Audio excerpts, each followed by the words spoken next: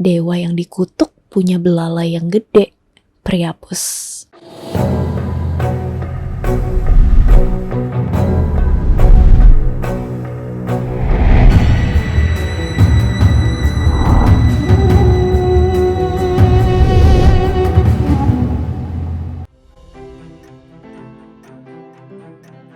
Ketika kita ngomongin mitologi Yunani, kita ngomongin banyak genre nih. Dari mulai perang, petualangan, drama, perselingkuhan, kutukan, komedi, kadang-kadang kan lawak banget ya.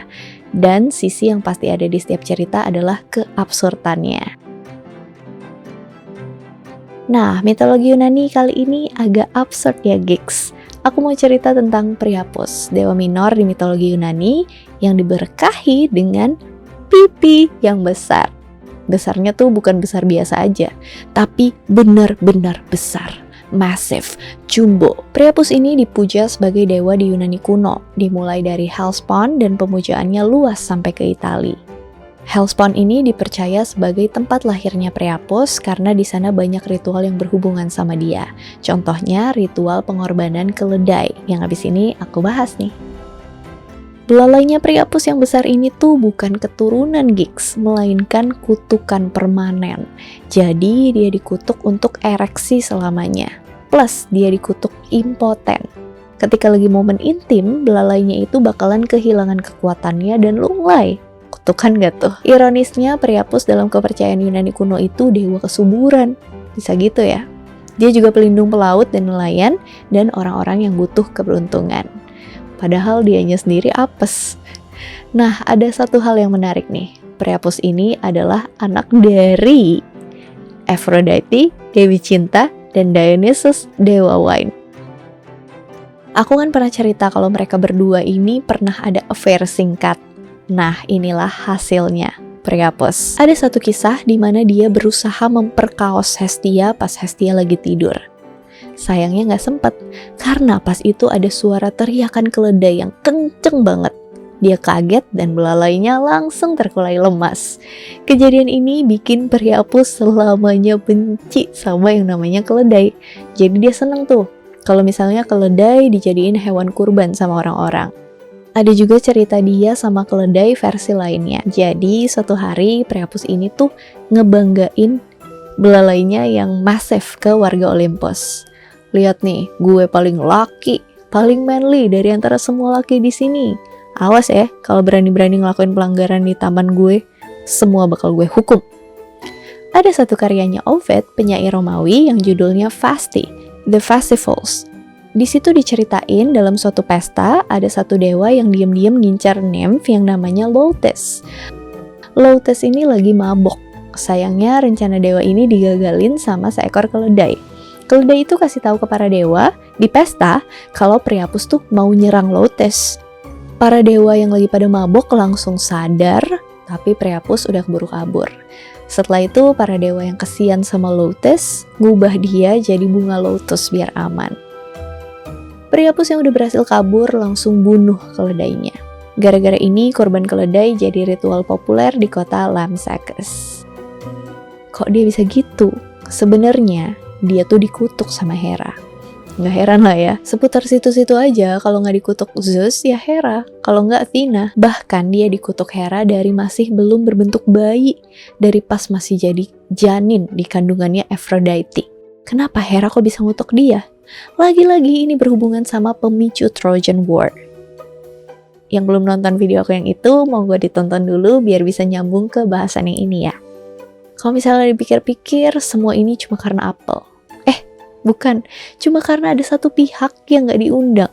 Efeknya bener-bener jadi kemana-mana ya, kayak domino effect. Bingung ya? Nonton dulu makanya yang itu.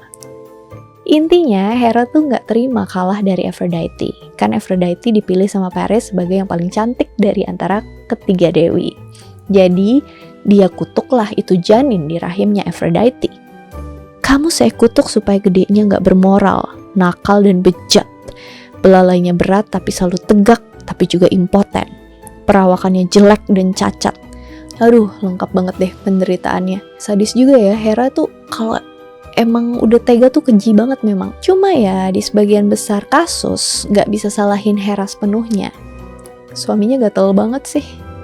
Ini tuh semacam respon istri yang punya suami powerful tapi nggak setia. Suaminya tuh selingkuh sana-sini nonstop. Mau ngamuk tapi suaminya dewa terkuat, penguasa langit bumi. Gimana dong? Sekali-kalinya Hera coba kudeta karena udah muak banget. Gagal juga, sampai dihukum Zeus dan dipaksa janji gak kudeta lagi. Jadi satu-satunya cara buat ngelampiasin kemarahannya ya dengan hukum selingkuhan suaminya dan anak-anak haramnya. Tapi kadang kebablasan ya sampai terlalu sadis. Buat video hukuman Hera ke para selingkuhan Zeus, kalian bisa cek video aku yang judulnya Deretan Kekasih Zeus ya. Pas Priapus dilahirin, para dewa tuh nganggep kalau dia nggak memenuhi standar good looking para dewa. Jadi dilemparlah dia dari Mount Olympus. Kasiat. Dia mendarat di kaki gunung dan dibesarin sama para gembala. Ketika udah dewasa, Priapus dihubungkan sama Pan, dewa alam liar, dan para satyrs. Di mitologi Romawi, dia dikaitin sama Ares, god of war, dewa perang. Karena Priapus lah yang ngajarin Ares kecil caranya berperang. Pada zaman Helenistik, pemujaan Priapus menyebar ke seluruh dunia kuno. Masyarakat perkotaan modern nganggep dia simbol cabul. Tapi di pedesaan, biasanya patung Priapus ditaruh di ladang. Dipercaya buat ngejaga ladang. Patungnya berfungsi sebagai gabungan dari orang-orangan sawah dan dewa penjaga. Bener-bener dewa yang ternistakan. Udah dikutuk sama dewa, sama manusia juga dijadiin orang-orangan sawah. Patungnya juga ngelambangin dilarang masuk. Kalau misalnya sampai ada yang nekat masuk atau ngelewatin batas, mereka dipercaya bakal kena kutukan, diperkosa dengan kekerasan. Pemerkosaan itu dulu hal yang cukup sering ditemuin di Yunani kuno. Kayaknya konsep pemerkosaan zaman dulu sama zaman sekarang tuh agak beda gitu. Gak heran sih dewa-dewanya kan juga begitu. Nah, karena dia dipercaya sebagai pelindung pelaut, makanya para pelaut itu gunain patungnya buat memandu mereka di perairan luas.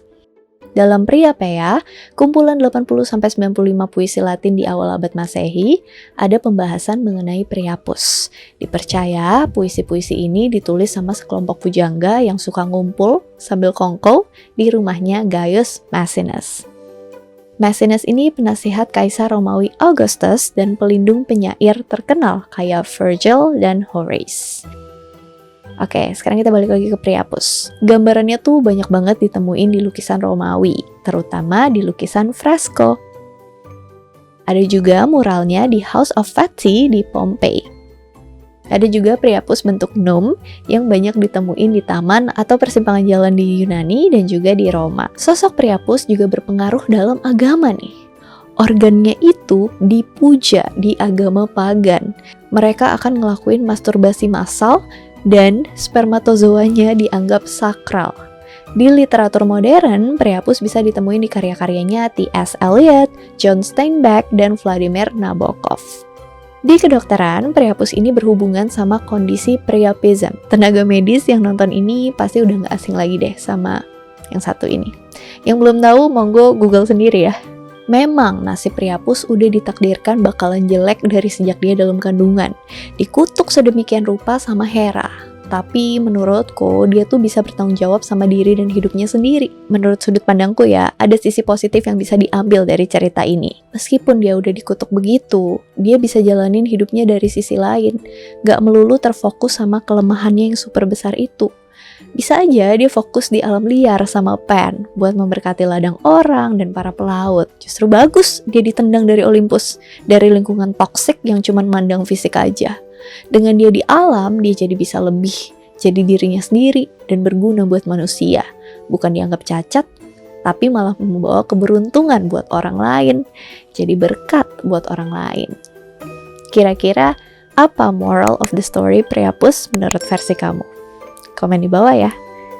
Thank you so much for watching. Hope you guys like it and see you on my next video.